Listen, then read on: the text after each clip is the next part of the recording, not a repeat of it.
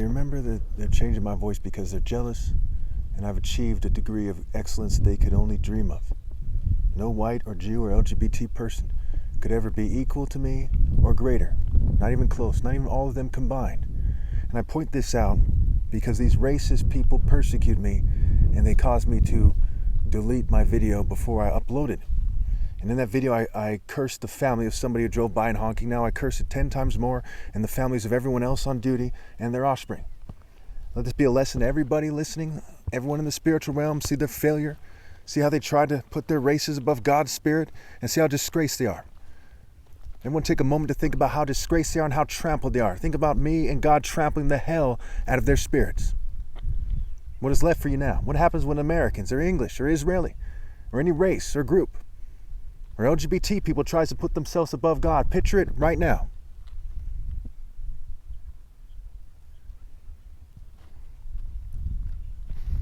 Okay, so in the last video, I left off with point 3 and 4. I said I was going to go over point 3 again. Let's go over it again. No one in the history of the world ever has done anything comparable to my top martial arts challenge, except me when I struck at world record speed on record. Sabotaging my videos and sabotaging me just made it more clear that I did the greatest challenge ever through sabotage and triumphed. Let's look at evolution in numbers. With extreme disrespect, whites, Jews, and LGBT people love to mock black people all throughout American history. It doesn't take a genius to see that it was LGBT people, whites and Jews, who came up with the black faces. Their attempts to revise history are laughable. Explain to me why Jews and LGBT people were accepted amongst the racist white people during colonialism. Why weren't they segregated in the colored section? Ah, yes, because they were doing it too. Right.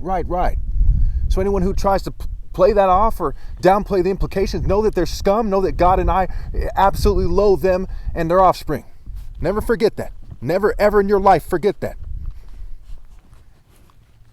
Point number 5. Evolution in numbers. We did point 4 in the last video. After 2017 or so, all other martial artists were made invalid as people in the future will be due to tech, breeding, cheating, and generational ill-gotten gains. B.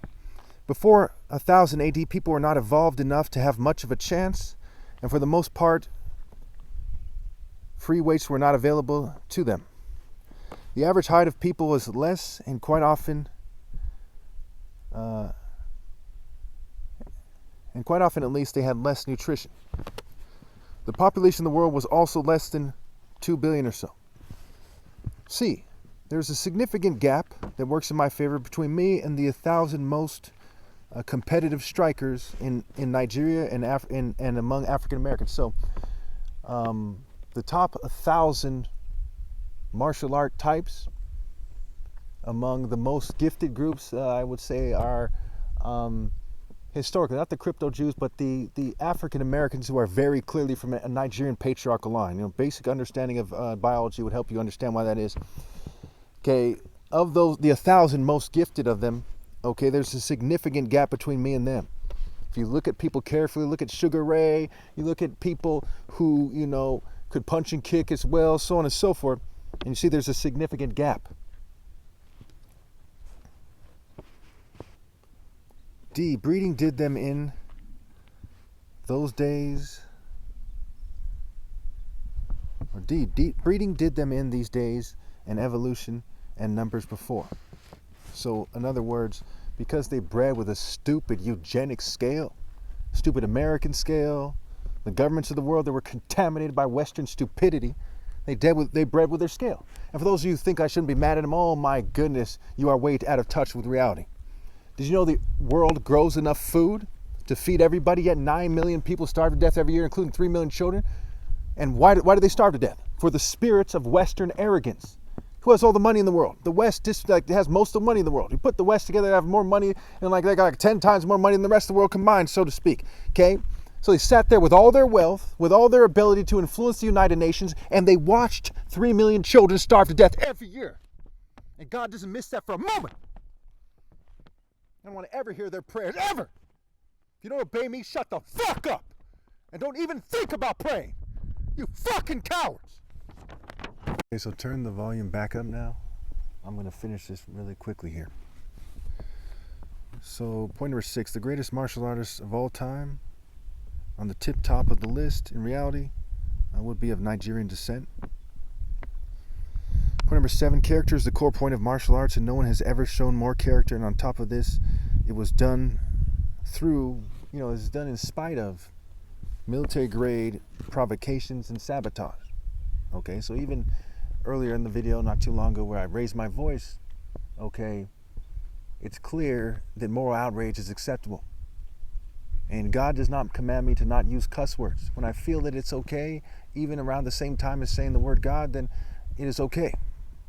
So it shows you what's going on here, and it shows you how they're trying to play me out and so on and so forth, and they're trying to make it seem like the white man is civilized and everyone else is some kind of beast, including the Asian, and so on and so forth.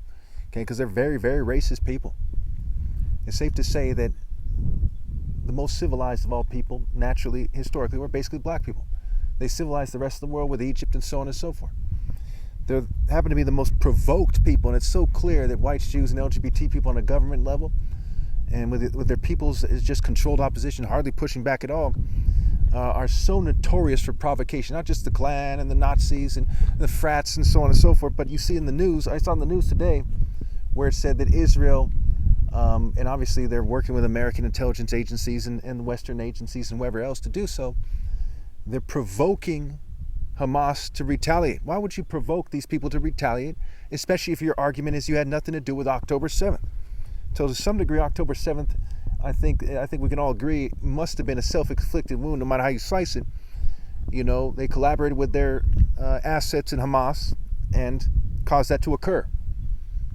Now, some people are tail tucked and they don't know how to put justice first, right? There's 4 types of people. 1, the rare person, and I'll be the last one of this category, who moves in the power of God with the Spirit of God. 2 are people who do not move in the Spirit of God, whether they admit it or not, but admit that there is a Spirit of God and the evidence is overwhelming. That Martin Luther King was approaching it, touching on it, what have you. Okay, my father and I, and so on and so forth. So there's this overwhelming amount of evidence, which you can see, empirical evidence. And of course they edited videos and they changed my family's pictures, and especially mine, what have you, but anyone with sense believes me for so many reasons I don't know where to start. And I have videos about why I'm reliable as well.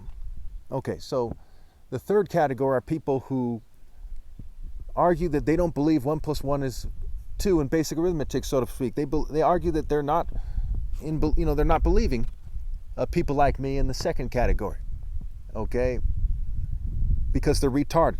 And the third is complete idiots. The third category are complete idiots who believe unbelievably retarded things, or at least go through the motions of believing them. That is, they really go through the motions of believing that. And they would argue that Israel magically, which they obviously do not, have a covenant with God that they can do no wrong and that all of them will be saved. And they cite Isaiah. They don't know what they're talking about. They know they're going to cook in hell real hot, because when you lie about that particular argument about who God has chosen, and you praise the wicked, okay, and you point people in the wicked's direction by your actions, by you serving them yourself, whether they see through what you're doing or not, no, it's not that simple. Especially people would argue that it's that simple. It's not that simple. Because the exact way people learn is such that if you do things in a certain way, even though they know it's wrong, they're going to do it anyway. Okay? And they're doing things in that way, to make a long story short. Okay. Point number 8. It is not a coincidence that God made it so people's opinions after my flesh dies will be so discredited and of such little value that no one will ever be able to say that I am wrong. Obviously, I'm right. The opinions of the offspring of those who played the game and didn't man up or woman up if they're a woman, when all the smartest people agreed that the end was upon them, the end of all logical reproduction, all logical worthwhile living, what have you, okay, their opinions mean nothing. You see, martial arts truths simply go way over their heads, and man's mere technology cannot change that. Can you imagine the offspring of LGBT people, arrogant rich people, privileged whites and Jews, token minorities, nerds, jocks, Freemasons? My goodness, I mean, who believes them these days, right? Craftsmen, police, military, politicians, hypocritical so-called religious and so-called spiritual types, atheists, racists, Satanists, skaters, cult types, spoiled brats, racers, emos, rockers, porn stars, K-pop types, crypto Jews, and conservatives, etc. Can you imagine them arguing that the most righteous person that ever lived was magically wrong where it matters most. Can you imagine these complete idiots with no worth? I mean, give me a break here. You bitch-ass motherfuckers, to say the least. And I'm not yelling too loud now. Let's just wrap this up. Point number 9. If the frog kills off all the best animals unnaturally and in a way that is clearly dishonorable and in a calculated manner, say if they grew a human brain, its offspring would never truly be number one. They would just be abominations that unnaturally self-directed, like some worm wearing an apron or something thinking he's important. Okay, it's retarded. It's childish. It's childish. Shame on them. Point number 10. If the masses of social controls, etc., had not cheated in such a calculated way, it would perhaps have allowed for many individuals in other races to catch up to some of the Igbos to a large degree, reducing the gap. The rich whites, rich Jews, and rich LGBT people, and rich token minorities of their groups, okay, and whoever else ruined it for them and their offspring. And what they did was extremely dishonorable and dishonored their groups and their offspring with no way back. Keep in mind that I warned them for years leading up to it. It's not like I'm just pointing it out at the last second or something. I warned them for years, and they stuck up their nose. They paid mere lip service. They started sleeping with scum more than ever. Their exact response was an abomination, and a little kid should be able to tell you that. Point number 11. Wickedness overthrows the sinner, and the offspring of the wicked will perish. We'll get into that in the next video when I talk about Isaiah 57, Proverbs 21:7, Proverbs 28, the first half or so. We'll talk about the mark of the beast and why I'm right about what sparring proves. We'll talk about wisdom, sound judgment, commitment to the highest cause. We'll talk about the point of life, point sparring, make it a point, and so on and so forth.